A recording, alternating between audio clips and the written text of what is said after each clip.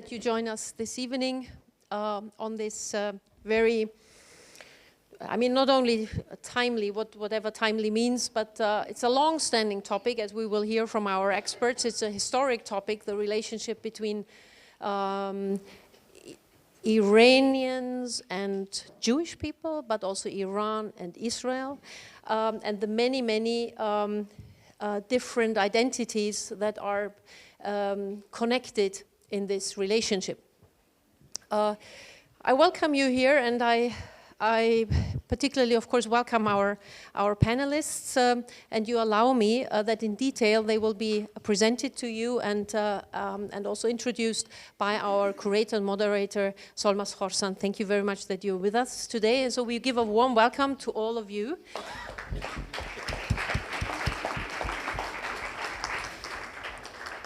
And let me say that our panelists have done already a great job for this afternoon, when we actually also held a workshop here with the on a different bit of a different track in this context. That is how the relationship we see now between Iran and Israel, and how the conflict of these two countries, as I may put it, is actually reflected in the, again, very diverse diaspora communities, and what can be done to, as the panelists also, together with the participants of the workshop, were reflecting what can be done to collect the ideas, to collect the knowledge, to collect different perceptions, and to actually channel them back in the respective countries. Of course, we know that under the current circumstances, we see in both countries restriction of press freedom, although in different contexts. But of course, in particular at this moment, we have seen a particularly strict restriction on when it comes to access to the internet, online, and etc. In Iran, a part, of course, of the atrocities and violence. Also, atrocities, violence, and the history of that is part of the history of the region, of both countries, but not, as it was pointed out in the workshop, not necessarily between these countries, because they had not gone to war for 46 years, But it's not me to tell you all this. For that, we have our experts. Let me also say and quote.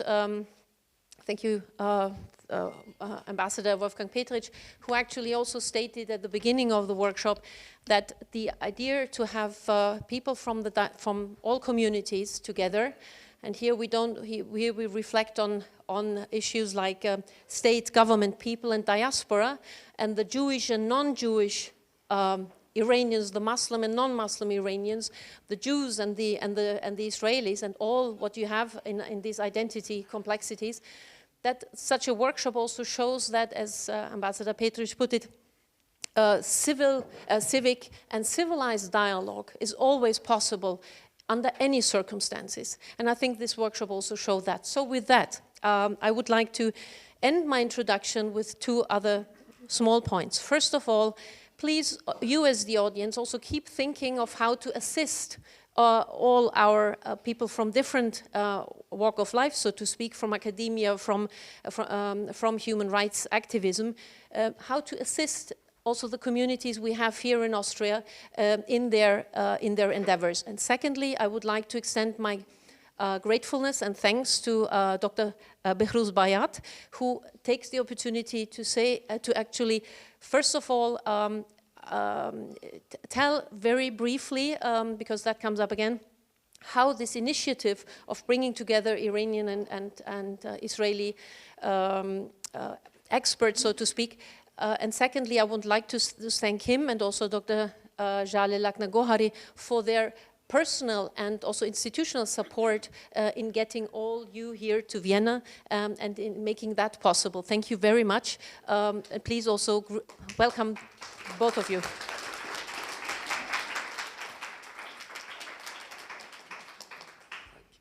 So, good evening. Nice to see you, to see the panelists, distinguished panelists. The idea to establish a dialogue group between Iranian intellectuals and Israeli intellectuals was born about 1 year ago. And so we see now that what we did was fertile, and so we see that is the first step, what we did. Actually, my name is Behruz Bayat, I should tell it at the beginning. I am essentially a physicist, but sometimes I handle also other issues like human rights and so. So we could establish the group, and we hope to make an institution out of it. So to continue with our work, that what is our aim, what is our intention. So I hope we will have the support of you, support of the participants, and so on. Thank you very much.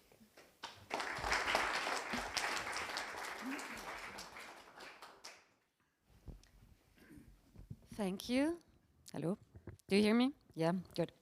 I'm very happy to be here and to moderate this panel with this distinguished guest. It's an honor. As you know from the teaser of this event, we have here a group of Israeli and Iranian intellectuals, artists, and scholars who gathered in November 2024 to build a group to foster a peaceful dialogue between the people of Israel and Iran, saying it's not us who want war, it's our governments, it's our regimes, and we are convinced that any difficulties and hostilities can be resolved peacefully. And you published also a statement right after, it was a couple of days after the 12-day war breakout in June last year, where you demanded for an immediate ceasefire and emphasized your point of a peaceful dialogue. And that was signed by over 2,000 Israelis and Iranians within the country, but also Iranians in the diaspora. And I think we have a lot to talk about, and I will just try to very quickly introduce our panel. I start on the very right. Hillel Schenker, he's the co-editor of the Palestine-Israel Journal, where 15 Palestinians and 15 Israelis work together. He's the co-founder of the very famous Peace Now movement, and he has served for many years as a spokesperson for the Israeli branch of International Physicians for the Prevention of Nuclear War. Next to him is Mehrzad Boroujerdi. He's the Dean of the College of Arts, Science and Education at the Missouri University of Science and Technology, and Professor of International Affairs and a regular commentator in international media from NPR, New York Times, Spiegel, and BBC Persia. Next to me is Mehrangiz. She's a human rights lawyer who worked for many, many years in the Islamic Republic, and she's one of the icons of the women's resistance movement. And she fought against the Islamic Republic very early on, and now she's in exile and an internationally recognized writer and speaker and activist. Next to me is Susie Becher. Was it right? Yeah. She's also managing editor of the Palestine-Israel Journal, and I forgot to say that won the Ari Rat Prize 2 years ago here in Bruno Kreisky Forum. And she's also the communications director of the Policy Working Group. That's an advocacy group of Israeli human rights defenders and former diplomats and human rights activists who advocate to achieve a resolution for the Israeli-Palestinian conflict based on the two-state solution. I feel like we will have a lot to discuss here too. Then we have Lior Sternfeld. He's professor of history and Jewish studies and social historian of the modern Middle East. He teaches modern Iranian history at Penn State University, and I think he's the only one who speaks Hebrew and Farsi here. And last but not least, Touraj Atabaki. He's the emeritus professor by special appointment of social history of the Middle East and Central Asia at Leiden University in the Netherlands. He's a historian, a social historian, focusing strongly on the question of the subaltern. I have to mention 3 more people that couldn't come. One is Cedere Vasmarie. She couldn't come because of the current conditions in Iran. Narges Mohammadi, the Nobel Prize laureate, who was supposed to give a statement here, but she was arrested and her just recently sentenced to 7 more years in prison. And the activist and writer Mehdi Mahmoudian, some of you might know him. He wrote the script for a Simple Accident, who is nominated for the Oscar this year. And he was also arrested because he made Ali Khamenei responsible for the massacre happening in Iran in January. So hopefully they come next time. But I'm very happy that these 6 panelists are here with me. Touraj, I would like to start with you, because I chose as the title of this event, "We are not our regimes." That's a quote that you used in an article for Haaretz newspaper. And I think this is significant that we have here a group of people that are basically pariahs and outsiders of their own societies, basically living on the fringe politically and ideologically. And I'd like to know, how do you think this group, with your thoughts and your ambitions, can have an impact for the mainstream and for the societies in Israel and in Iran? Thank you. Let me to say that recently we had a massacre in Iran. We called it a crime against humanity. And I would like to remember all those who have fallen in this massacre.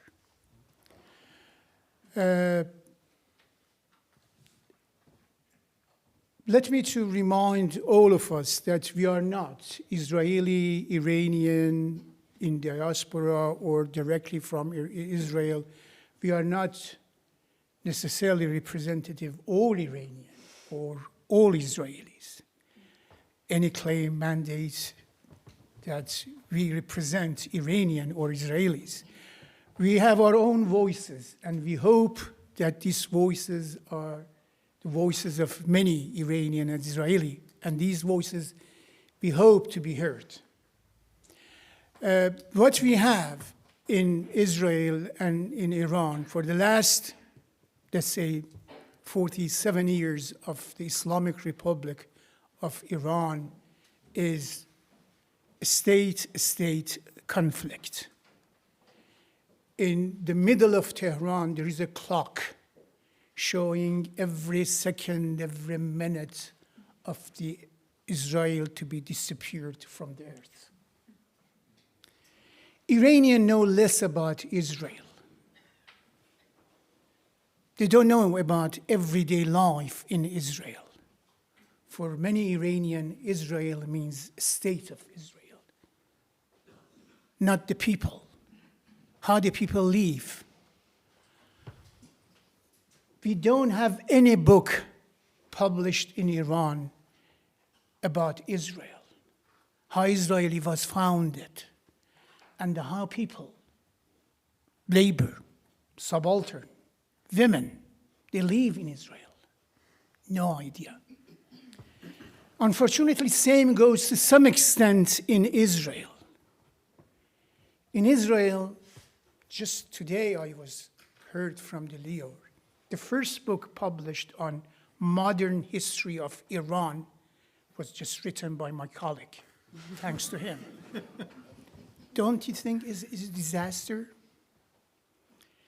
47 years confrontation between two states and not a single book about modern history of Iran. We have a group of Israelis migrated from Iran to Israel since 1948. What they did, this community, to show to the rest of the Israeli how was their previous homeland, how Iran was, and how Iranians live, what is their culture, except two restaurants. You can find their korme sabzi and cholo kebab in Tel Aviv. There's nothing about Iran. So this is something that we hope that gathering like this citizen-citizen dialogue opens another window that peoples matter, popular culture matter. Life is not politics. Life is not war. There's more than that in life, in everyday life. We need to know each other. We need to find out more about our common denominator, who we are, what is our past, and what is our future. So I hope, the gathering like this, I'm very grateful to the Bruno Kreisky Institute, very grateful to all colleagues here, very grateful to Behruz, who called me in October 2024 on the evening and said, Touraj, what do you think about setting a dialogue between Israel and Iran? Citizen. Very grateful to all of you. And I hope, the gathering like this opens and prefer a platform for new dimension to understand each other, Iranian and Israeli. Okay, thank you. Lior, we had a conversation, very short conversation about Iranian-Israeli relations, and I feel like most people only know that before the revolution there were a lot of Israeli engineers in the country and the Secret Service and everything, but they don't know that these relations are way closer than we know. Can you give us a little roundabout about how these two countries are actually closer than the people think? Okay, so I'll try to... No, you got it. I thought you know it's No, Lior. I'll try to push a whole semester into... Yes, just in a couple of minutes. I'm so sorry. So, in 1948, the Jewish population of Iran was about 100,000 Jews. Iran was the second Muslim country to recognize Israel after 1948, after the establishment of Israel. And it's true that in the public conversation, we tend to remember the close ties between Israel and the Shah's regime. But there is history to that too. So first of all, between 1948 and 1951, 17,000 Jews, Iranian Jews, migrated to Israel. And for example, in 1952, when Mossadegh was the prime minister and he failed to convince the Arab countries to support the oil nationalization, he turned to Israel. And it was walking back on cutting the ties in 1951. And when he was asked about it, he said, Israel currently has the biggest Iranian diaspora. So we should be in touch with them. In the Iranian intelligentsia, the Iranian intellectuals considered Israel to be a post-colonial country. Jalal Ahmad traveled to Israel in 1962. He wrote a travelogue, and it was published in weekly installments in Andisheva Unar. And in those writings, he praised the Israeli project. He praised the combination of old traditions and new nationalism and the connection between the ancient civilization and the modern state and connection between East and West. It was later published as a book, Safar Bevilayet Israel. And then, after 1967, there was a breaking point between the intellectuals and Israel, because Israel turned from a post-colonial country to a colonial country. And then, in the edition that was published of Jalal Ahmad's travelogue in 1968, the last chapter is him disavowing everything he wrote about Israel. So there was that. But also, in 1961, there was a devastating earthquake in Qazvin. And Israel was the first country to provide a meaningful support to Iran in that context. And for many people in Qazvin, this remained the representation of Israel and what Israel was for them. Now, after 1967, everything became more complicated. But still, there were connections between the Iranian opposition and the Israeli opposition, between the Israeli Communist Party and the Tudeh Party of Iran. There were connections between artists, between Iranian intellectuals and Israeli intellectuals, and even Bani Sadr visited Israel in the early 70s as a student leader. So there were many connections between Israel and Iran, and I'll say that even after the revolution, there were periods of negotiation, of conversation. We talked about it earlier, that during the Iran-Iraq war, Israel provided military support to Iran, but also after the breaking of the Iran-Iraq war and the PLO basically aligned itself with Iraq, Khomeini told his close circle, let's let the Palestinian issue be a Palestinian issue and not an Iranian issue. And we will, in the context of getting help from Israel, we will take care of our interests. And for many Israeli officials at the time, it was a sign that maybe there will be a chance to repair the relationship between Israel and Iran. Thank you. I'll stop here. But I have no, I could. This was a semester. I could listen forever. Mehrangiz, we also talked about this issue. You said that when you were at school, you didn't learn anything about Israel, just the Zionist regime. And can you maybe explain why Iranians have a certain sympathy for Israel, but not for Palestinians or Palestine? Yes. Which one? Is that on? Yeah, it's on. Okay. Okay. After establish Islamic Republic in Iran, they built a very, very strange political policy in education. And according to this education that was teaching to children, like my children, they were saying on kitab-hay darsi, like school book, high school book, and sometimes daycare. The teacher should talk about Israel as a very bad evil. And this was something like brainwash. And both my daughters, they were growing in daycare and school and high school with this policy.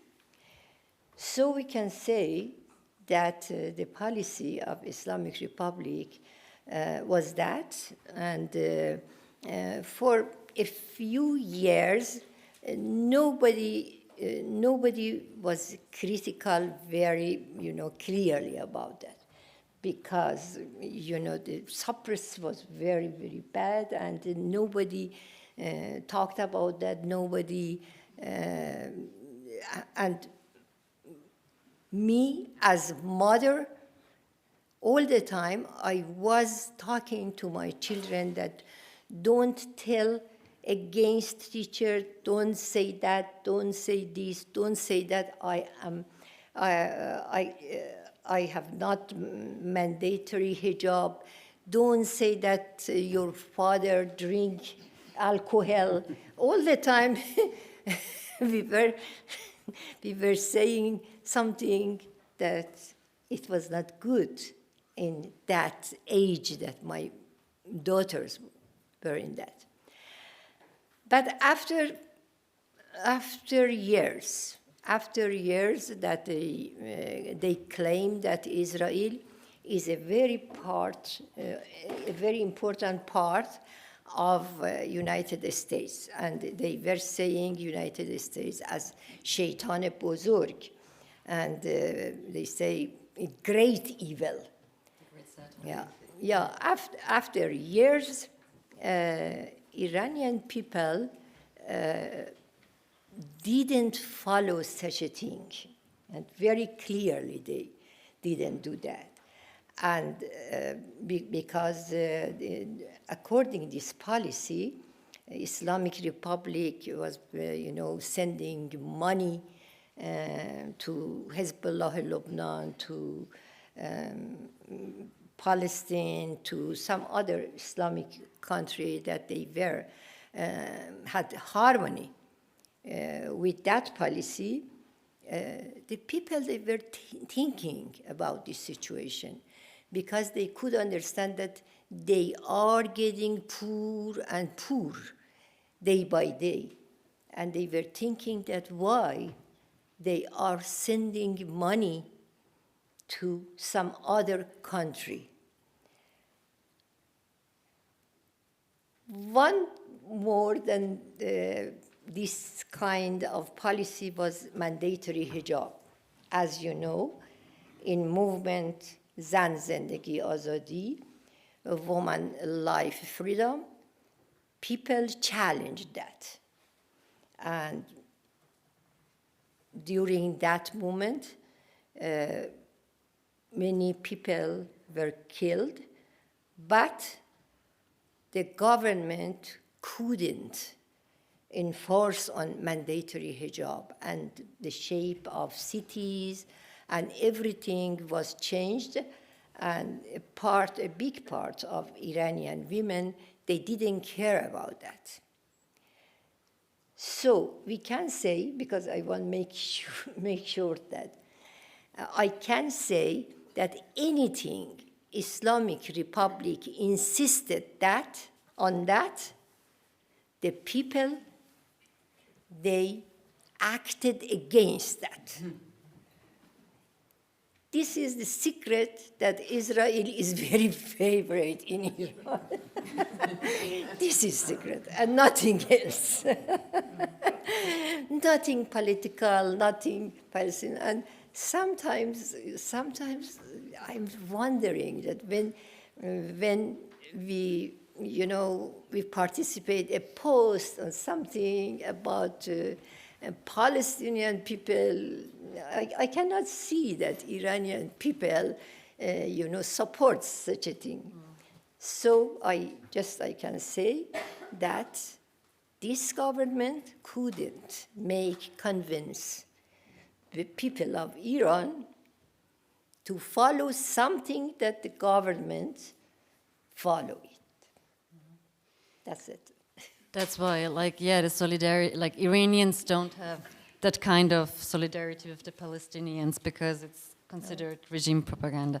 Susie, you've been active in the Israeli in the peace movement for decades politically, and how much can you see that an improvement between the relations of Iran, the relations between Iran and Israel, can improve without solving the question of Palestine? Can you carve out this whole issue? I would say no. And I guess you would also say no. Okay, first of all,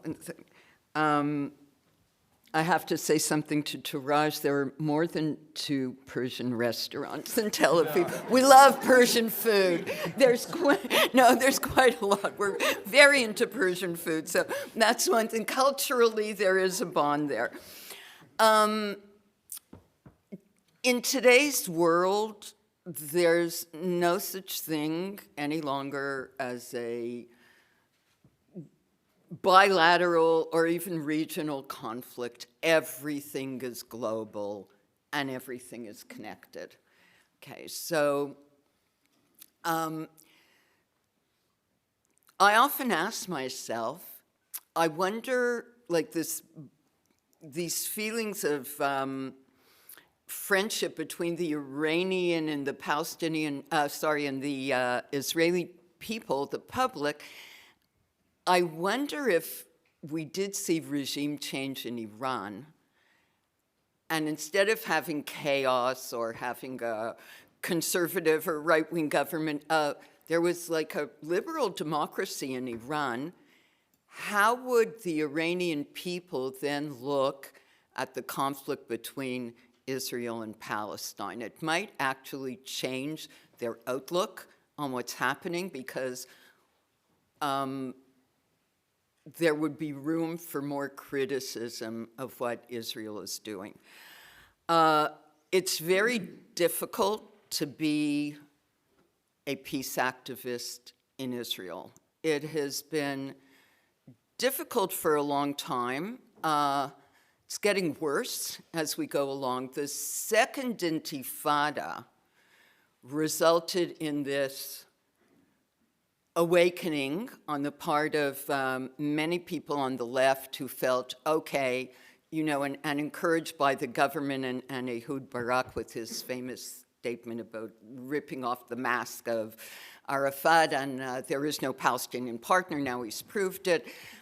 Many people bought that without looking at the kind of deal, what the issues were with the negotiations, Israel's responsibility or shared responsibility for why the negotiations failed, and that there was actually a possibility of continuing the negotiations had the Israeli government not fallen.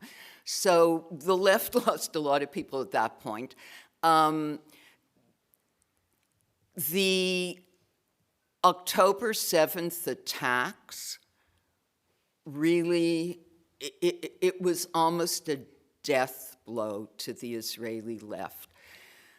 Up to that point, we had been reduced before the second Intifada, like during the days of Oslo, things were kind of 50-50 among the Israeli public, maybe a slight majority in terms of support for negotiations and an agreement, but it was very tight. In fact, I took out Israeli citizenship in order to be able, Ehud Barak was saying that he was going to have a referendum on an agreement with Syria and giving back the Golan Heights, and all the polls showed a 50-50 on this referendum, and I took out Israeli citizenship in order to be able to vote in the referendum, and of course we know that things never got that far, and instead of a referendum on the Golan, we ended up with the second Intifada. A lot of Israelis said they woke up, and then the October 7th, at that point,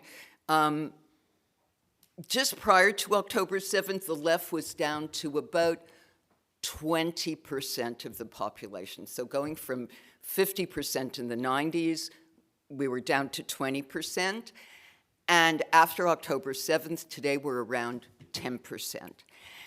And I was at a conference where our hosts, an Israeli-Palestinian dialogue, okay, and our hosts were thanking us for our commitment and giving up of our personal time and leaving our families behind in order to come to this European location in order to meet, because of course, I'm sure you know that well, it's not as difficult as it is for Israelis to meet Palestinians as it is for them to meet Iranians, but today, since October 7th, like the crossings are closed and stuff, it's very difficult to have a dialogue at home, and so we have to come to Europe.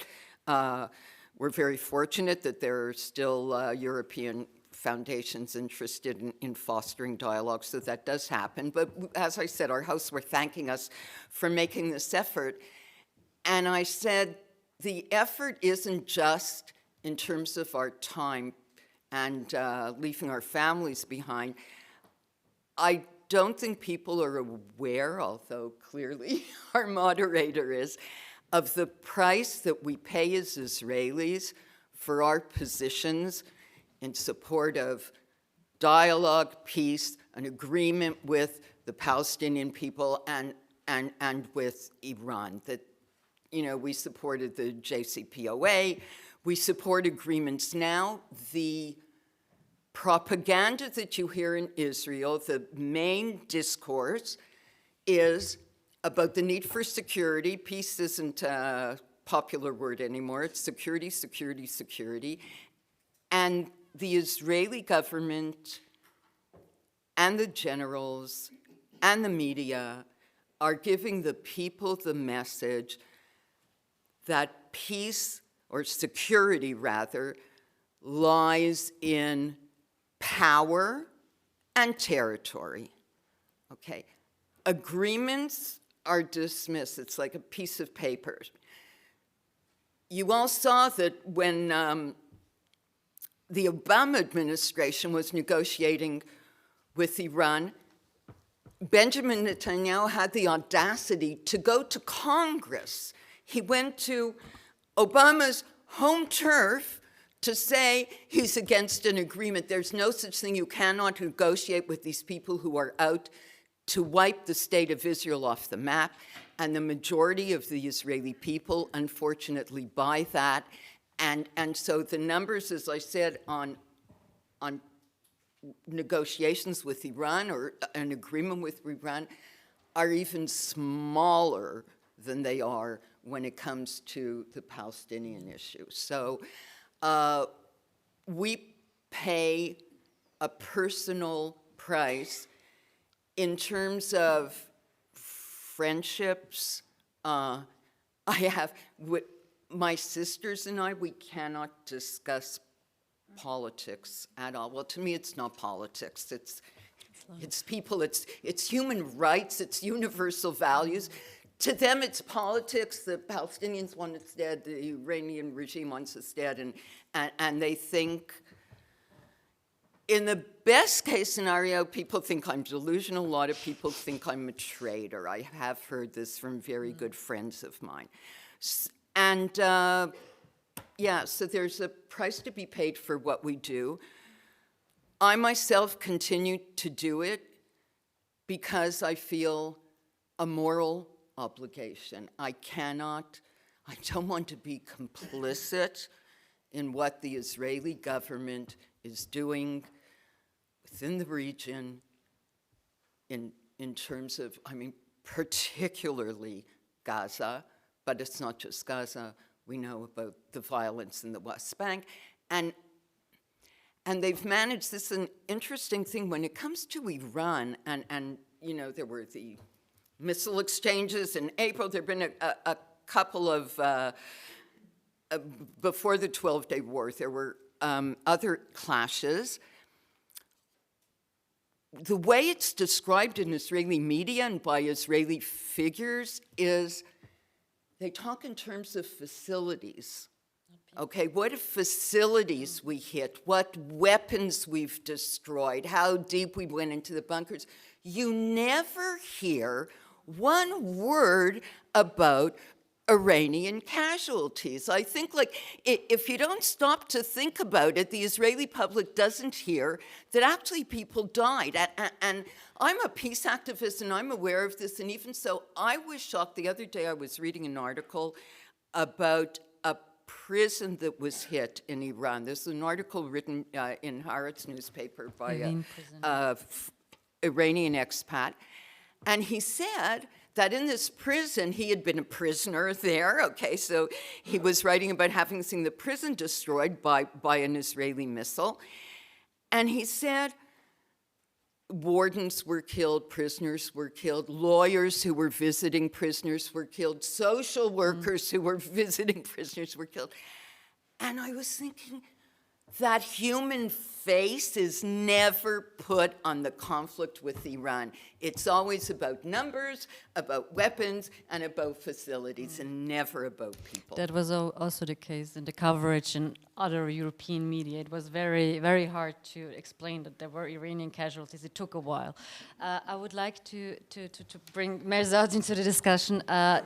What was the impact of the 12-day war in the Iranian society? Because we know that some people welcomed somehow the Israeli attack, and still right now in the protest movement we see these talks of like, may Trump attack Iran and all this. Can you maybe put this into a narrative, like why people in Iran would welcome a war with Israel or an attack? Yeah. Right. I view the October 7th event as a turning point in the history of modern Middle East. No question about it. I think in terms of ramifications, significance, it might be as significant as the 1967 war. That's how far I will go about seeing the significance of October 7. You know, we have seen a sea change in the relationship between the various states, and in particular in terms of, you know, how Israel, you know, sees itself at the region, right? If I could speak bluntly, I would say in the aftermath of October 7th, Israel has become more of a garrison state. It has developed more of a garrison state mentality. A state under siege, a state that, you know, has to settle the scores, right, with all these enemies around it. And that's why, since October 7th, we see war on so many different fronts, right? Whether it's, you know, Iran, whether it's, you know, Lebanon, whether it's Houthis in Yemen, you know, even attacks in Tunisia, you name it, right? Syria, of course, etc. Surely, a good part of it is understandable because this was a shock to the Israeli psyche, right? It demonstrated your vulnerabilities. You know, when innocent people in a musical festival are massacred, you know, in a way that Hamas did, which absolutely nothing can justify what you know, Hamas did on that day. So I believe then what happened was that after the Israelis managed to defeat Hamas and really reduce, you know, Hamas as a fighting force, and score victories in the other, you know, fronts, then we get to your question about the 12-day war, right?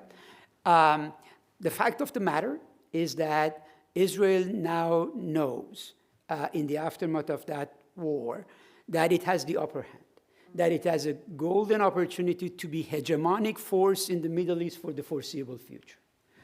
Look, the wars showed us certain facts, right?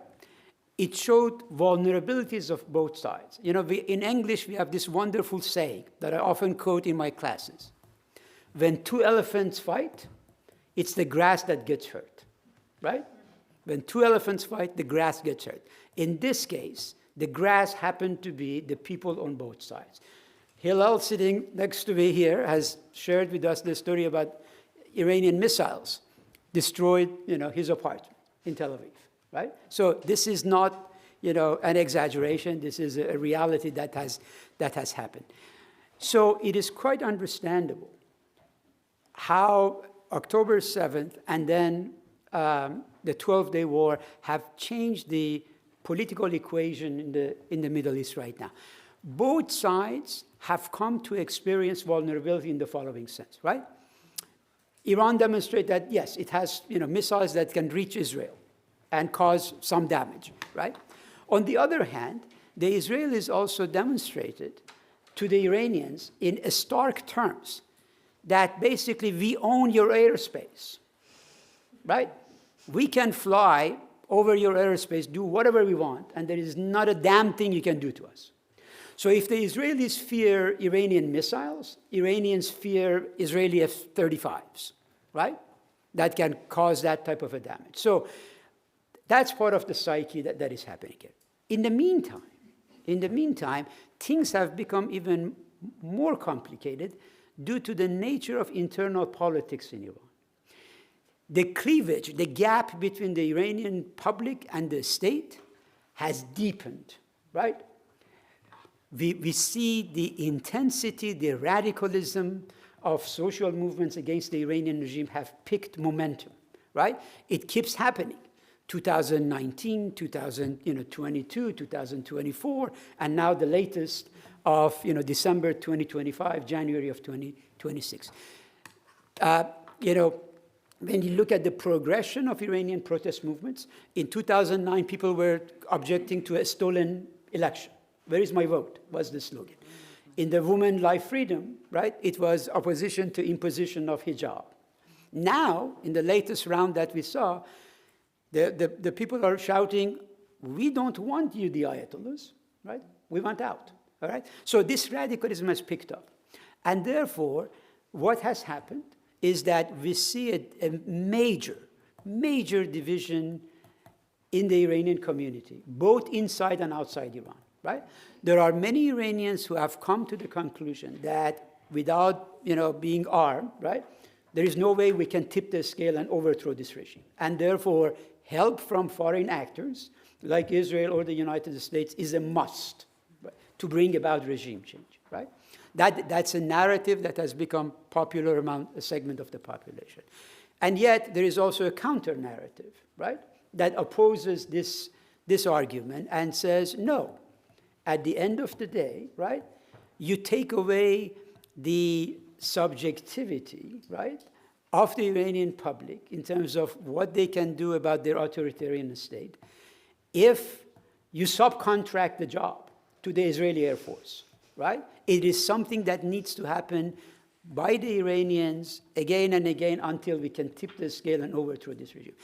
I don't think there is anyone sitting in this room that can deny the existence of this division, right? Therefore, it's understandable why certain Iranians are asking for Israel to come to their rescue and why there are others in the other camp that are, opposing this same issue. We were just discussing an hour ago in the workshop this very whole issue of appearance of Israeli flags in Iranian protest movements, right?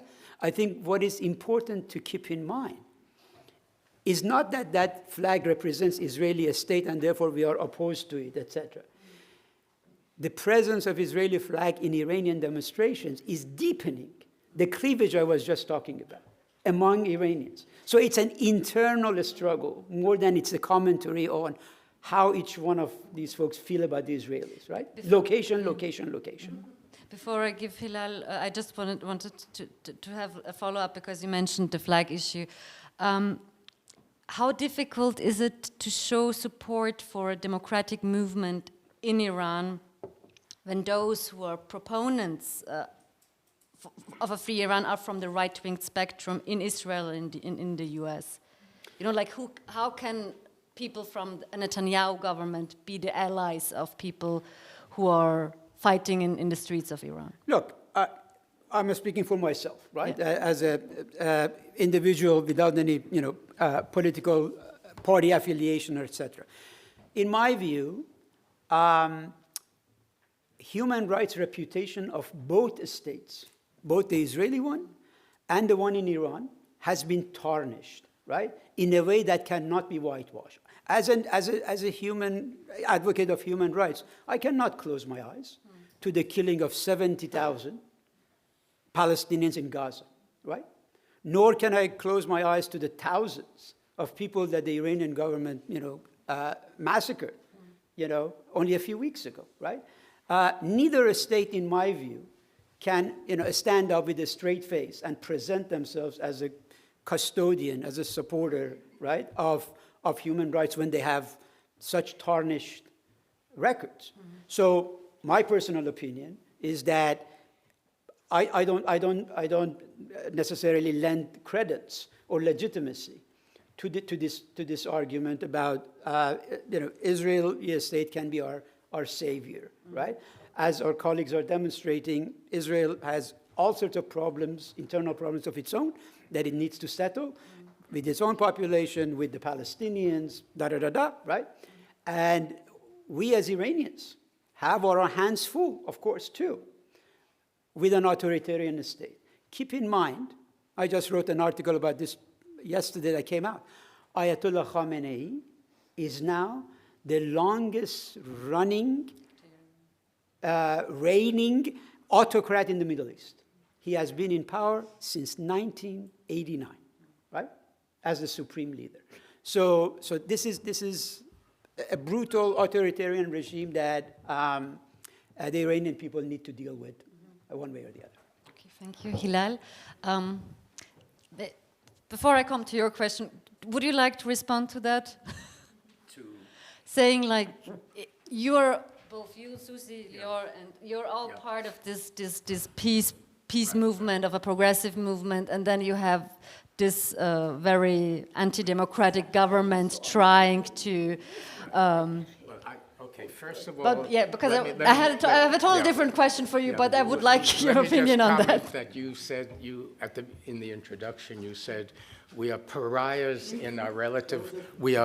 You said we are pariah. Do you hear this? Yes. Yes. Okay. You said we are pariahs in our relative societies, and I don't feel that way. Okay. I don't feel that way. I live in Tel Aviv, which is a secular liberal bastion within Israeli society. And so, now, what is your question again? I basically wanted to ask you the same question that I asked Mehrzad, like, how can, if an authoritarian, like, I'm not saying the Netanyahu government is authoritarian, but it's a right-wing government that is pretending to support the Iranian cause, using all the time, like, Zan Zindagi Azadi in their statements. Like, how do you feel about that? Yeah, look, the way I feel about that is the fact that Netanyahu is exploiting, he wants there to be an external, existential enemy. And even if it's not true, the fact is there's no question in terms of what is the relative balance of power between the Israeli army and the Iranians today, particularly since all of the proxies who have been around, whether it's Hamas or Syria, where the Assad regime that fell, or Hezbollah, etc., they've all been weakened.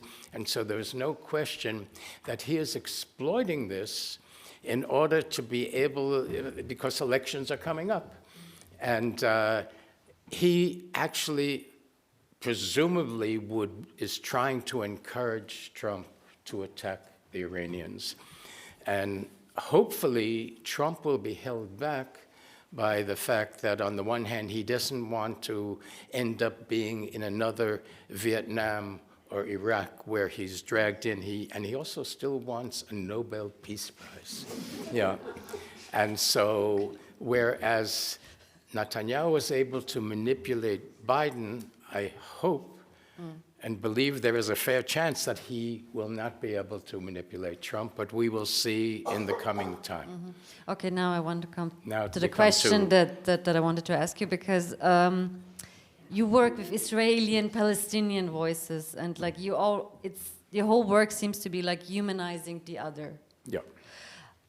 Do you think there is a chance after October 7th and the war in Gaza and the 12-day war that this is possible in these conditions? Yeah. Like, how is it possible? Okay, well, there are two equations here. One is the Israeli-Palestinian, and the other is the Israeli-Iranian. Concerning the Israeli-Palestinian, we are two traumatized societies. Since October 7th, the Israelis all feel echoes of the Holocaust. Their sense of security was shaken. For the Palestinians, the Israeli tremendously exaggerated, disproportionate response has raised images of another Nakba. So we have two societies who are in total states of trauma, and there's a sense of general crisis. And crisis also creates opportunity. That's what we in the Israeli peace movement are working on.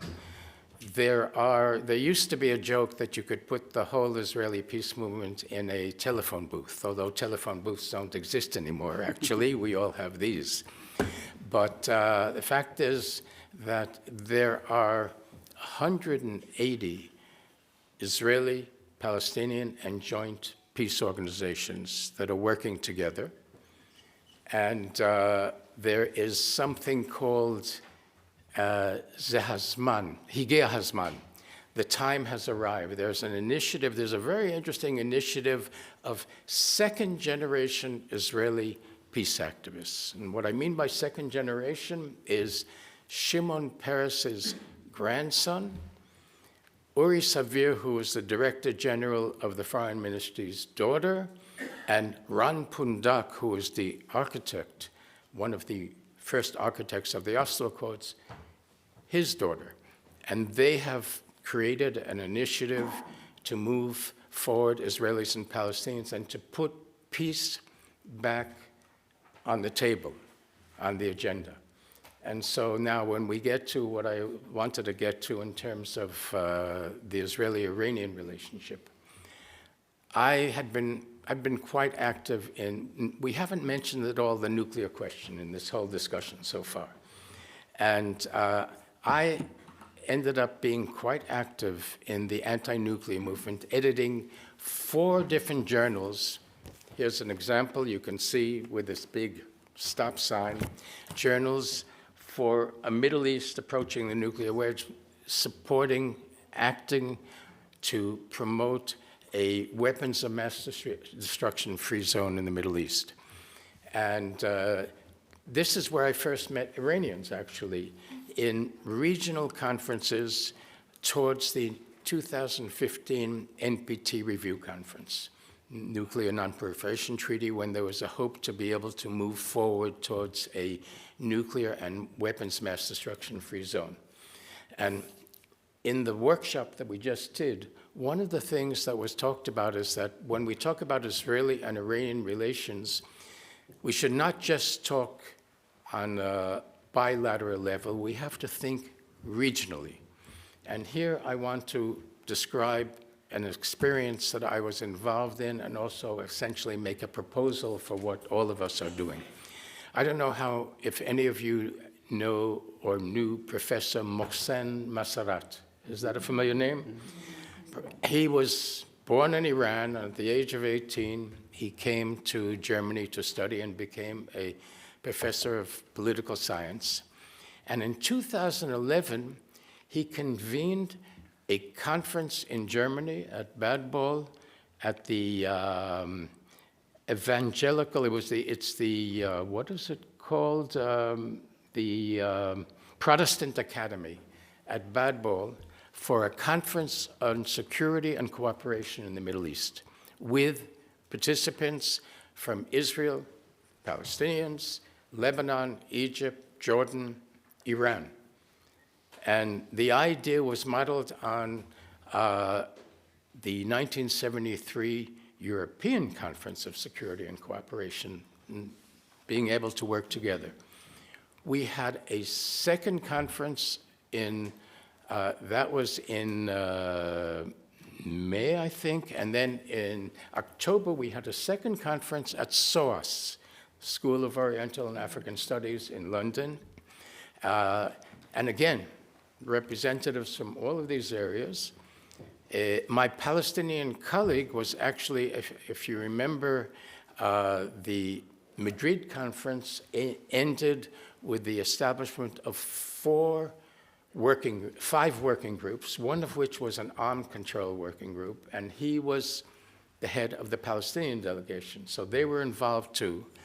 And I would recommend that our initiative, our joint, one of the ways in which we can move forward as an Israeli-Iranian initiative today is to convene a further conference on security and cooperation in the Middle East, perhaps here at the Kreisky Forum or wherever, but there's no question that, as I always say, despair is not an option, also both on the Israeli-Palestinian track and also on the Israeli-Iranian track. And crisis creates opportunities, so we should create activity which will take advantage of the opportunities to also have impact on our two societies, on our two peoples. Thank you. I don't know how much time we have left. I feel like I would have a second round of questions and I would like to ask them still. I don't know how tired the audience is, but yes, of course. I just want to follow up on some of the things here. Susie said, noted rightly that in the 1990s, the peace camp in Israel or the pro-peace camp in Israel was about 50%. But this was a result of leadership, because until 1993, there was no majority for peace process with the Palestinians. It was the decision of Prime Minister Rabin to embark on this journey that got the public behind him. What happened later is that the left in Israel gave up on any kind of principle. the left kept moving to the right in order to, chase after the voters. And this led to the disappearance of the left, because why would you vote for someone who pretends to be right when you can vote for the right? And the same thing we see with the JCPOA. And I would say I agree with Mehrzad that October 7th was a turning point in the Middle East, but I would say that 2018 and the withdrawal from the JCPOA was maybe an event of similar magnitude. The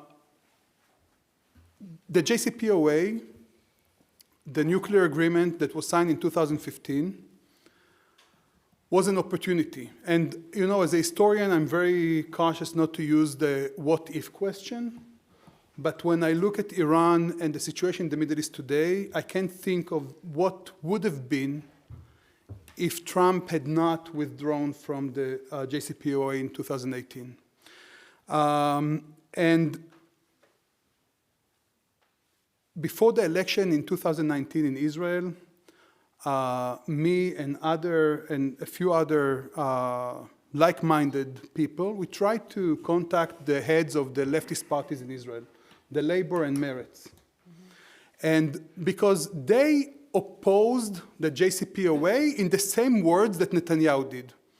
You couldn't find any difference in their approach to it. And, even the heads of the Israeli intelligence and the Mossad and all the security apparatus in Israel supported the JCPOA. Netanyahu still went against it and got the entire political system behind him. And we tried to approach the heads of Meretz and Labor and tell them, look, you have an opportunity to offer something else. Let us explain, showing, reports of the International Agency of Atomic Energy. Let us show you what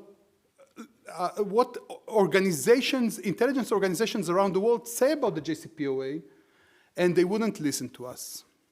So this is another thing that, when we talk about the Israeli political approach towards Iran, we have to remember that there's really no daylight between left and right in Israel. And I think that it's critical to understand also the mental component of the situation. And I would say that Trump maybe gave up on the Nobel Peace Prize. He got the FIFA Peace Award. It's of equal importance. No, he hasn't given up on it. I will. I know it's very hard to say. Exactly. He has one now. It's hard to say anything positive about Trump. This is the reality. And yet, the fact is that the hostage family demonstrators gave up on trying to lobby Netanyahu, and they realized that the only person they could lobby in order to end the war and release the hostages was Trump. And Trump was flattered by the fact that they were appealing to him. And he said, look, they love me, and so I'm going to do something for them. And he did. And with all of the terrible things that he's doing in the United States and in the international community, ending the whole post-World War II world order and everything, still he did force an end to the war. And you question that, and I also see potential in the 20-point plan. We have differences in the peace movement as well, and it's not because Trump and his aides, Jared Kushner and Steve Witkoff, they don't care at all about Israelis or Palestinians or Iranians or human rights, but they care about business. And to make business, you need stability, and you need also stability in the region. Okay. And so, I'm just going back to Iran. Okay. Okay. Touraj, I wanted to ask, because it's something it was always on my mind. Iran is a very ethnically diverse country, and we know that that Netanyahu, like the Israeli government, there's always talks of like supporting like the Kurdish groups, the Azeri groups. There is this thought of secession. There is not an awareness of the ethnic diversity in Iran, and it's also a question for you, Lior. Like, what are the plans for the Israeli government for Iran, and being really interested in a civil war? I would like to know your thoughts on that, both of you. Do you mind if I just give a comment to the Mehrzad point and then come back Of course, but please not so much talk about Trump, because I feel like he's I'm like, just like talking taking too about, much room. I very agree with Mehrzad what said about the Iranian society today is very, very divided. Very, very divided. There are, community, there are people who are supporting the military attack, there are support people, that are opposed to that. But there is another dimension that some Iranians, they talk about that, and that is intervention. Try to avoid essentialism when you approach politics, everyday life.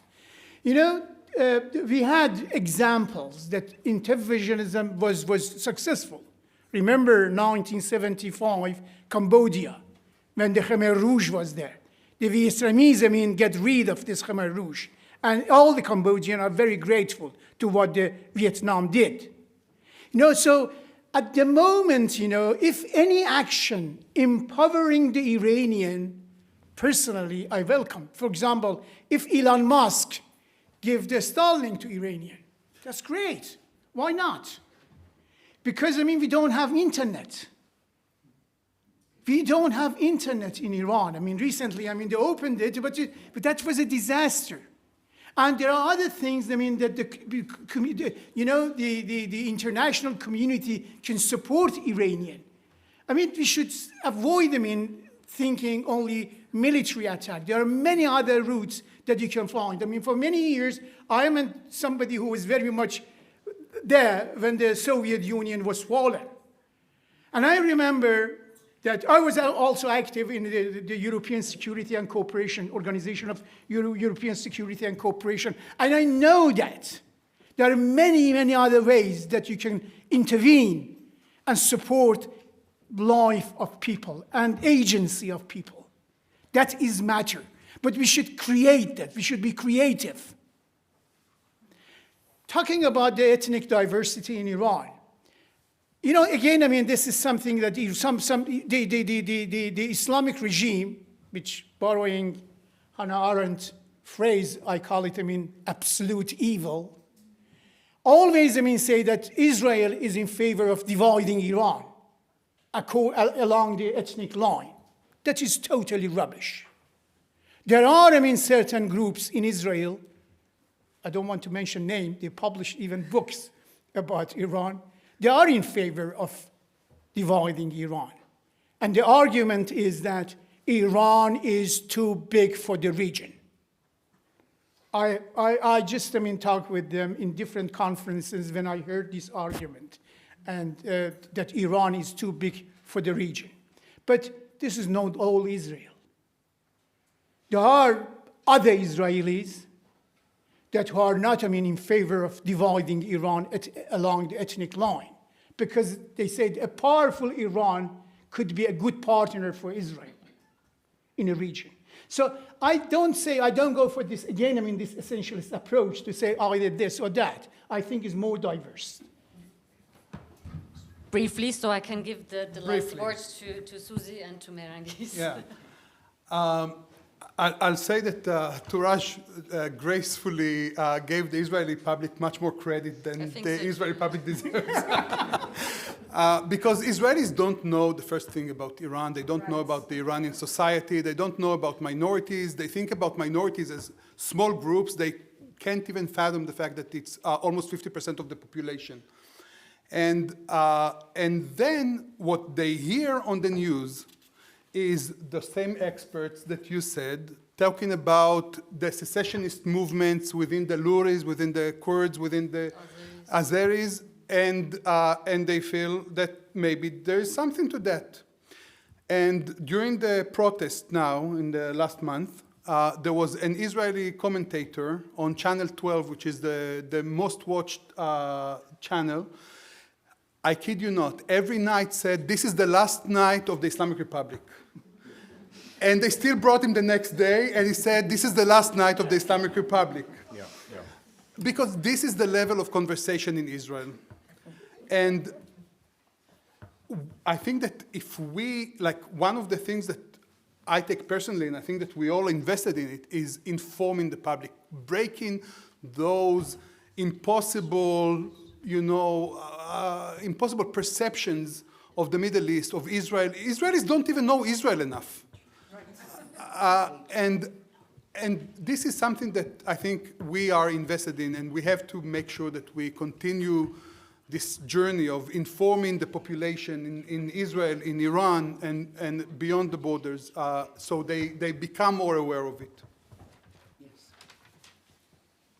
Sorry, we didn't want to talk behind your back. No, I'm sorry. I'm not offended.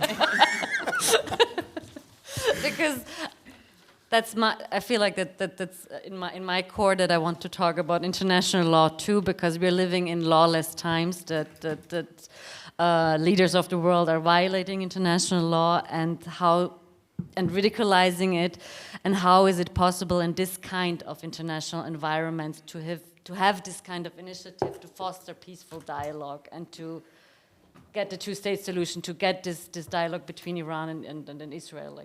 I wanted to ask Susie that, and also Mehrangiz in the end. Yeah. So I come at this issue not as a lawyer. I'm not a lawyer, and I'm not a specialist in human rights. I said earlier that my peace activism, the root of it is my sense of moral obligation, and that's how I look at international law also, and I've had to learn quite a bit about it in order to write about and fight against Israel's violations of international law in the occupied territories.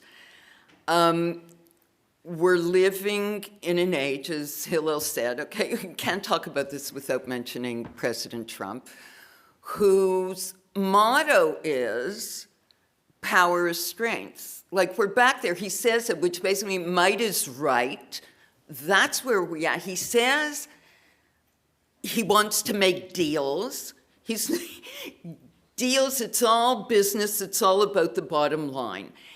And so the group that I'm active in, the policy working group, as when I was introduced, was that we advocate for resolution of the conflict based on the two-state solution. But the phrase that you skipped was that we advocate for international, we say engagement, but we really mean interference and pressure on Israel in order to achieve a resolution of the conflict.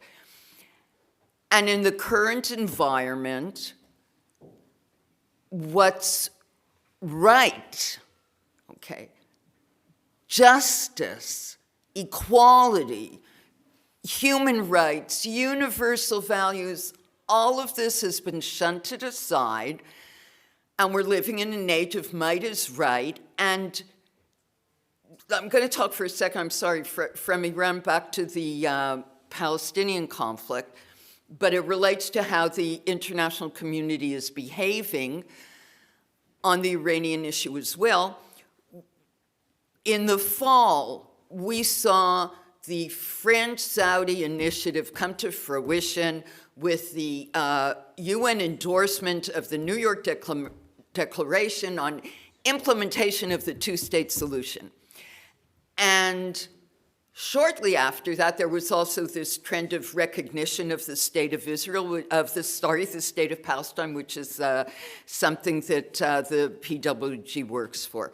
Shortly after that, Trump came out with his 20-point plan, and Europe went along with it. The New York Declaration went, onto the shelves, and Europe went along with Resolution 2803, which laid the foundation for this board of peace that is not a board of peace. It's actually setting President Trump up as emperor of the world, okay? And suddenly, okay, around the time of Davos, Europe started waking up and saying, wait a second, he really is going ahead with this plan to undercut the United Nations. As I said earlier, everything's connected. It's all global today. There isn't a Palestinian issue, an Iranian issue. Venezuela also is affected. It all comes together. And President Trump sees this sport. He has put himself as the head. Also, not related to his position as president. The charter is about him as an individual rather than the role of president. So he could remain the head of the Board of Peace even after he's out of office. Hopefully there will be an election in 3 years and he will be out of office. So I'm here to tell this audience, talk to you about Europe.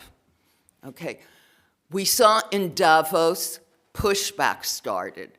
The Canadian Prime Minister made this amazing speech, but the Canadian Prime Minister, if you listen to the nuances, he was saying, we were kind of kidding ourselves with the rules-based order before. Everybody who said that they supported, we were all violating it at different times.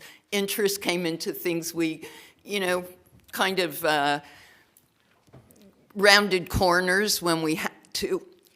Yes, that's true, but that doesn't mean that we should allow that system to be thrown out. It needs to remain as a goal, okay? Even if we don't always achieve it, universal values have to remain the basis. We can't just go by expediency and the bottom line and profits. That's the Trump direction. Okay, and Europe needs to fight against it. And I'm watching this thing because, as I said, the PWG advocates vis-a-vis Europe all the time for European action. And in the fall, we were very hopeful that the EU and European states and the Gulf states were starting to take an independent position, and then they backed down. And now they're starting to rise up again.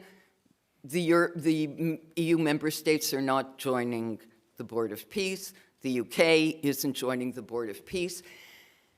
And there are discussions about European independence in terms of defense, okay? Everybody's worried about the threat to NATO. And now President Macron is talking about European independence in terms of economics. And I'm saying to you, Europe independence in terms of international relations and defending human rights and standing up for the rules-based order, not throwing the baby out with the bathwater. Thank you. I wanted to give the question of the rule-based order also to you, Mehrangiz, because there was so much violence in Iran in the recent weeks. And I could imagine that people don't believe anymore in any kind of justice and rather in revenge. How can we bring people back to believe again in this kind of rule-based orders and universal values? Also, whenever universal or national? No, but in case if ever the regime falls, like to have like transitional justice. Yeah. Okay, I think everything about that said, Susie. Just I make sure something that is possible goes to international criminal court in Lahey. Something that happened in Iran, I am sure that is crime against humanity. And right now, all human rights organizations, they are collecting document because we need document for, calling Ali Khamenei and others to that international criminal court. Without that, it's not possible. Fortunately, right now, Iranian people from inside Iran, they are very brave. And they are sending to human rights, sometimes person, and human rights institution. They are sending them very, very good document.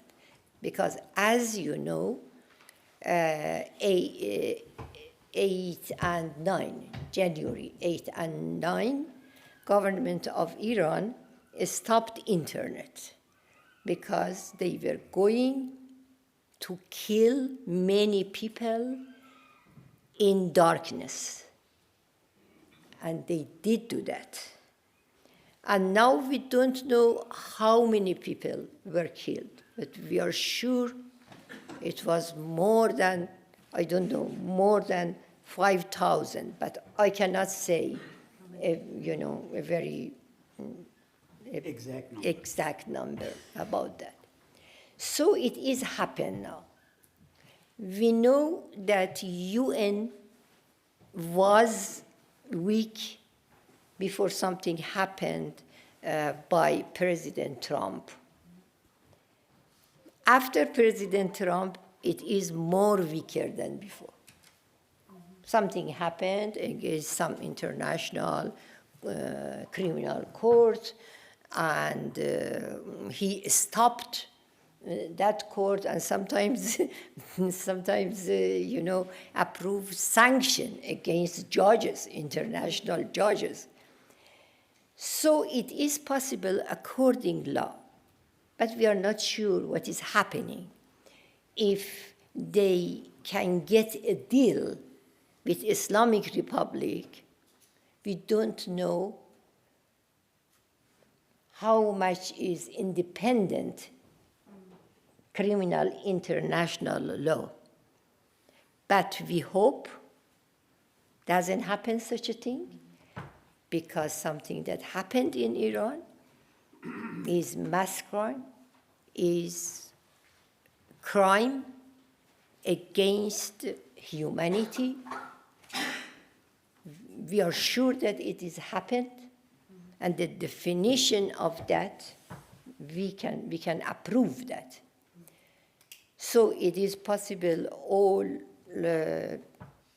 important people on that government, like Ali Khamenei, and all people who are on the top of Sepah Pastaran and others, they will be called by that international criminal law. But I am not sure. When? No, not when. How the politicians, stop it, if they can have a deal with Iran, with Islamic Republic. But we are doing so hard, and Dr. Nayeb is there, and I'm sure that he and all human rights he's gathering evidence. Human rights organization, and then they are doing that, and hopefully we will be successful. Okay. Thank you so much. I would like to open the floor for questions, because I'm sure there are some in the audience.